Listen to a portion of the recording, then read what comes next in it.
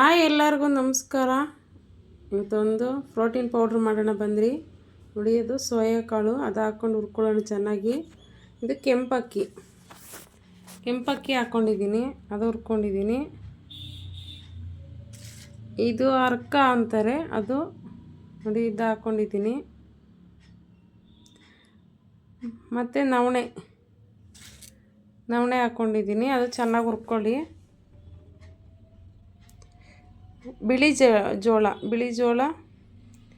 ನೋಡಿ, ಎಲ್ಲ 200 ಗ್ರಾಮ್ ಇದೆ.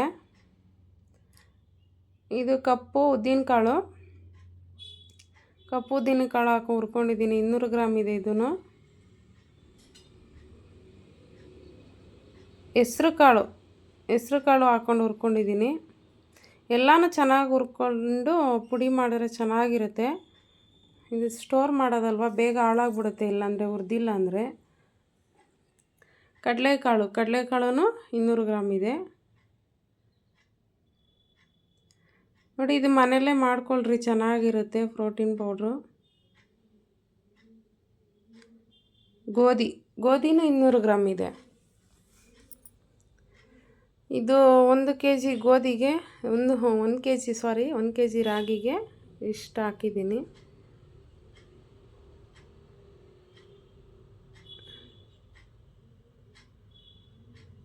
ನೋಡಿ, ಹುಳ್ಳಿಕಾಳು 200 ಗ್ರಾಮ್ ಇದೆ.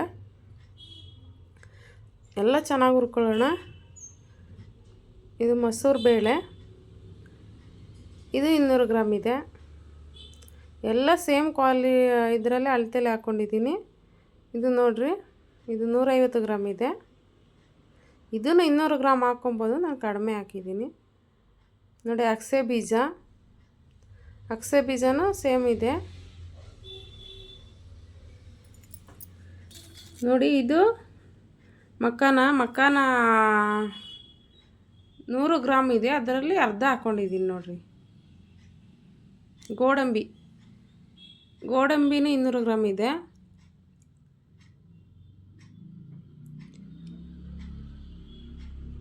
ಬಾದಾಮಿ 200 ಗ್ರಾಮ್ ಇದೆ. ಎಲ್ಲನೂ ಚೆನ್ನಾಗಿ ಹುರ್ಕೊಳ್ಳೋಣ. ನೋಡಿ, ಇದು ಬಾರ್ಲಕ್ಕಿನೂ ಅಷ್ಟೇ 200 ಗ್ರಾಮ್ ಹಾಕ್ಕೊಂಡಿದ್ದೀನಿ. ಮೆಂತ್ಯ ಸ್ವಲ್ಪ ಕಡಿಮೆ ಹಾಕ್ರಿ, ಒಂದು 70 ಗ್ರಾಮ್ ಹಾಕ್ರಿ ಸಾಕು. ನೋಡಿ, ಮೆಣಸು ಒಂದು 50 ಗ್ರಾಮ್ ಹಾಕ್ರಿ, 50 ಗ್ರಾಮ್ ನೋಡ್ಕೊಂಡು ಹಾಕ್ಕೊಳ್ರಿ. ಇದು ಜೀರಿಗೆ ಇದು 1 ಹಿಡಿ ಹಾಕ್ಕೊಂಡಿದ್ದೀನಿ. ಇದೆಲ್ಲ ಒಂದು ಸ್ವಲ್ಪ ಸ್ಪೈಸಸ್ ಇರುತ್ತೆ. ಇದು ಎಳ್ಳು 1 ಹಿಡಿಯಷ್ಟು ಹಾಕ್ಕೊಂಡಿದ್ದೀನಿ. ನೋಡಿ, ಇದು ಓಮ್ ಕಾಳದು ರಾಗಿ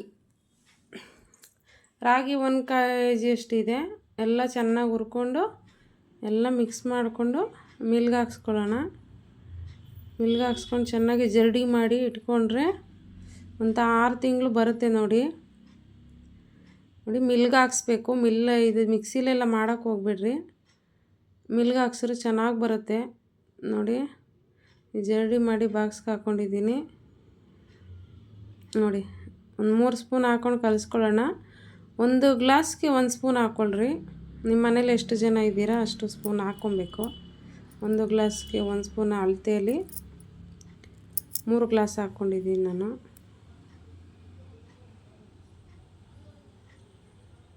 ಎಲ್ಲ ಮಿಕ್ಸ್ ಮಾಡ್ಕೊಳ್ಳೋಣ ಚೆನ್ನಾಗಿ.